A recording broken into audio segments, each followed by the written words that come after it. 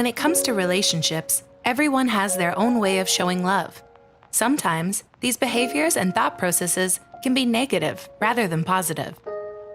According to a study, children who had a secure relationship with their parents growing up tend to have better interpersonal relationships later on, while children who had more unstable relationships are more likely to have unhealthy behaviors and instability in relationships.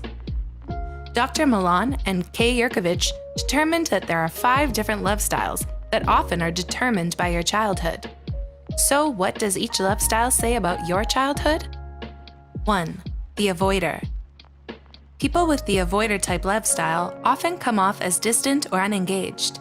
They don't allow themselves to feel emotions in order to protect themselves and often feel uncomfortable when other people around them get emotional. Avoiders value their personal space away from other people.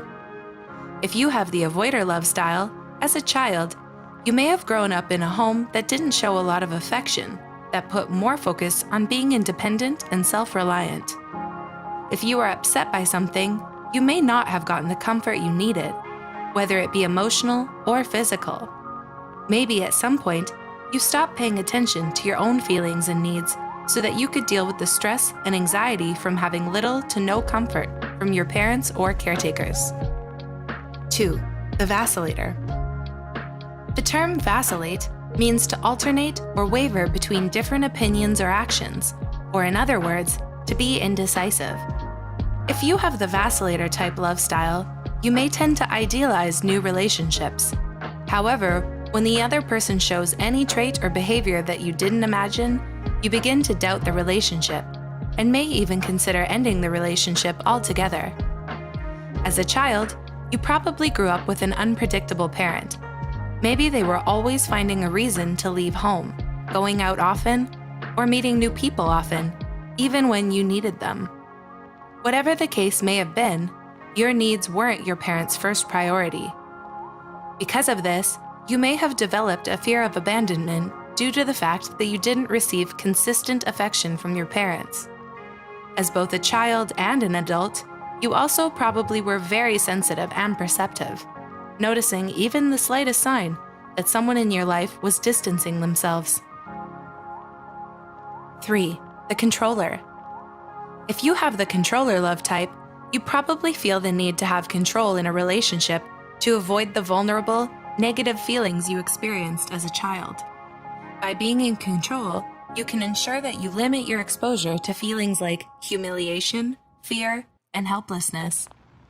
The one emotion that doesn't make you feel vulnerable is anger, so you may use anger to express your emotions.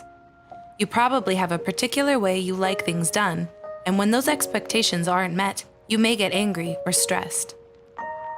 If you identify as a controller, you probably grew up in a home where there wasn't a sense of protection. When there was some sort of harm in your life, no one was there to make sure you were kept safe. You didn't like stepping out of your comfort zone and did whatever you could to keep yourself from experiencing negative feelings. You learned to be emotionally tough and how to take care of yourself, because if you didn't, you were susceptible to being hurt. 4. The pleaser. Someone with the pleaser love type has the main focus of making sure others around them are happy, even if it means sacrificing their own wants and needs in order to do so. Pleasers have a habit of monitoring the moods of those around them to make sure they are kept happy. If someone has a negative change in mood, the pleaser may have an internal struggle with feeling anxious, upset, or stressed. If you're a pleaser, you don't enjoy or handle conflict easily, so you may lie or do or say what the other person wants just to avoid conflict. It's often hard for a pleaser to say no. As a child, you grew up with a parent who was overly protective, angry, or critical. They may have had overly high standards they wanted you to meet, and if you didn't do as well as they wanted, you wouldn't get a positive response from them. People usually saw you as the good kid. Rather than receiving comfort from your parents, you may have actually been giving them comfort when they were being reactive or apologizing for things that were out of your control. Because your parents reacted in such ways, you may have done whatever you could to avoid getting a negative response from them, even if it meant lying about something. 5. The victim. Victims often lack self-worth and more than likely suffer from depression or anxiety.